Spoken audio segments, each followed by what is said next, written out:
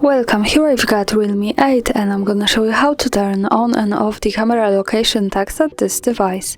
So at first we have to tap on the camera button to open it, and for now we are in the standard photo mode. From here let's go to the right corner to this button.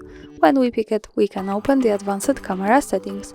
And here we have the location option with short information from the device that display location information in the photo and video details.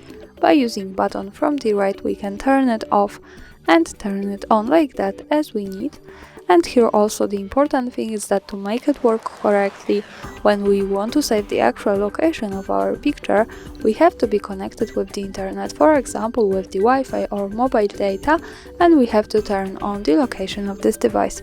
So remember about these two parameters, the location and the internet. Now let me keep turning on all of these settings.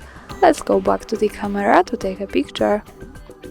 To see it, let's move to the left to this button that follows us straight to the gallery, and now to check the location we have to go to the right corner at the bottom to more and pick the details.